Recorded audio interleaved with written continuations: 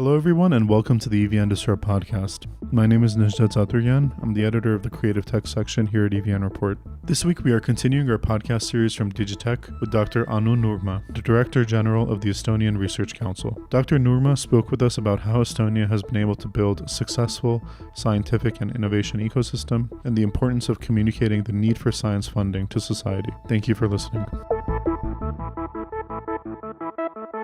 Dr. Noorma, thank you so much for being with us today. So you're here at Digitech from Estonia, and one of the things that we've heard a lot about, especially in Armenia, and I think it's true of many emerging ecosystems, we hear a lot about Estonia's science and tech ecosystems. Can you pinpoint what has been the reason for Estonia to become one of the most successful emerging ecosystems in Eastern Europe?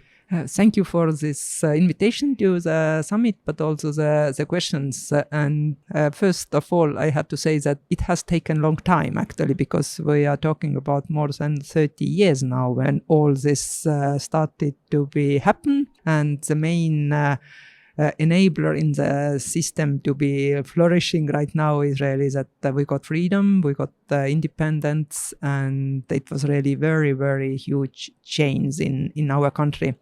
And the second issue was that it wasn't easy. Also today, it is not easy. So we have to work hard, every one of us. As you also know, that Estonia is actually a very small country. We have 1.3 million people around. We don't have such huge diaspora globally as, for example, Armenia has, so that around 10% of total Estonians live out from Estonia, so it is not very big number. But how we started, it was actually the first things what was done was really to be open for the international community, and especially for in research.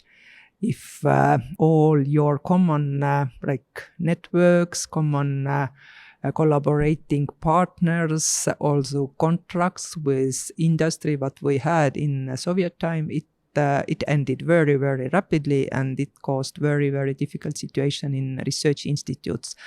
So the first step was really to reorganize the system so that we can be open for the international community, so that our foreign partners know that Estonia has high potential, and we are willing to collaborate, to continue and build up the new collaboration lines. So, what does that look like in practice? What does it mean for a country to open itself up to the international community in science? It actually meant that we started to appreciate and acknowledge these researchers who were able to publish in English in international journals. These researchers who already had been acknowledged by our Western partners. So actually also during Soviet time, there was a very big number of researchers, topics who have been worldwide acknowledged, so that they were very much appreciated.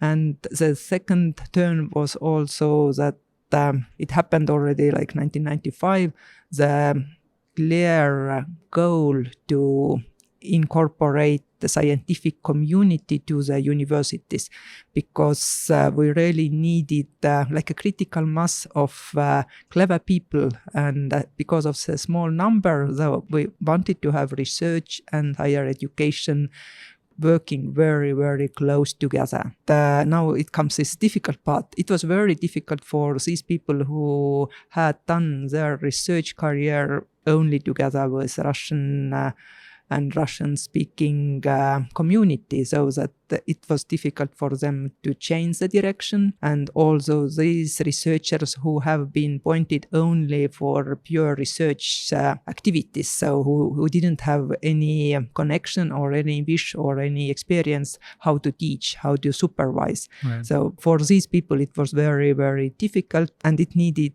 really big power, for human power to be able to act differently. So they were very brave people. Of course, also it was, as the world was open, many talented, especially young people, they took opportunity and they moved out. They started to work in other countries, found good positions as researchers. So it was really like dual. Was that a way of then having Estonia be connected to these universities abroad? Yes, I guess it depends now from the homeland. It was very important for Estonia to keep the connection with these people who decided to work our neighboring countries or in Europe, in overseas, in America, so that it was important to keep connection and really to build up joint activities. So this is something what we do also nowadays. And when we joined the European Union, actually the possibilities to collaborate with other countries in Europe, the possibilities to build up our own infrastructure together with European partners. So during the time, these possibilities came stronger to build up also strengths in Estonia. But we had to start from our own strengths already beginning of 99. So it was very much journey. Has investing in science and research been a key component of Estonia's strategy since independence at the governmental level, I mean, or has it not always been a priority for the subsequent governments? Of course, it was very difficult in the beginning because change was so rapid and country had really difficulties managing own life. Yeah. And as in the morning session, also former Minister of Economy from Finland said that some time ago that our countries were really poor at that time. And of course, then it was clear that we need higher education, we need clever people, we need research potential be transferred to the industry. But without having money, it is not easy to do. So it was continuous pressure to increase research and development funding. And only 3 years ago, our government really decided that there will be 1% from GDP what will be invested to the research and development. And they really have kept this promise. We are today moving to this direction, and it was very important. Even the 1% as a goal was in 2 previous strategies already as a goal, but it took time to get there. It took time, and now we are in this situation, and we just need to look how to use it and how to collaborate inside of Estonia, all these partners on the field, like public sector, private sector, governmental institutions, enterprises. One narrative that has emerged in Armenia is that to solve a lot of the country's pressing problems, investment in research and development and science is extremely crucial. There's also been a lot of efforts put in place to sort of sell this idea to the public, to get everybody on the same page that investments in science are important. Has Estonia grappled with this problem at all? Has there ever been pushback that maybe these resources that are being spent at the governmental level should be spent on other things? I don't think that it has been on opposite, but of course it is always how you make the choices, because we always have the problems that there are people who really need support, and there are conditions like energy, climatic changes, but the needs really urgent actions, and to understand that we need to have our own research output what could also help us. We need advice, scientific-based advice for the policymakers. Right. So in these difficult situations, this has been a continuous work. But I have to say that Estonians always have been such kind of believing into research, or we trust researchers.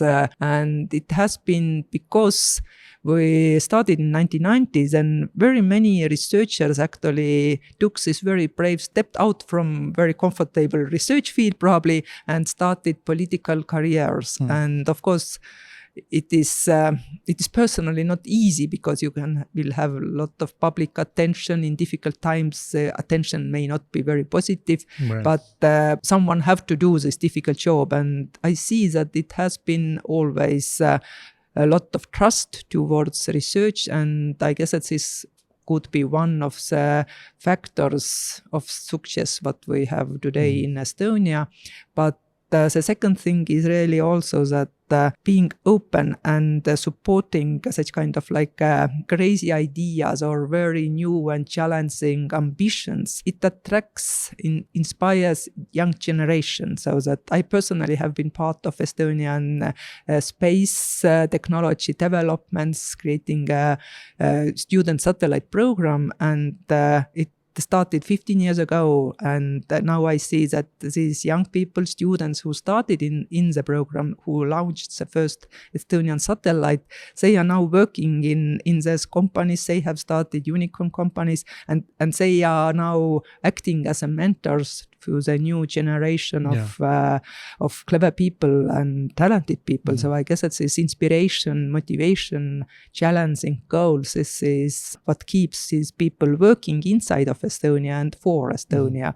Otherwise, it is easy to go away and realize your ideas to some other country. Yeah, valuing science is a great trait for any society to have. Yeah. How do you think about materializing the success of the tech sector in Estonia for broader society? Like, one thing that's often discussed in Armenia is that it's great that we have a lot of these really cutting edge high-tech companies, but often they're chasing after problems that are faced by the global market, not necessarily the market in Armenia.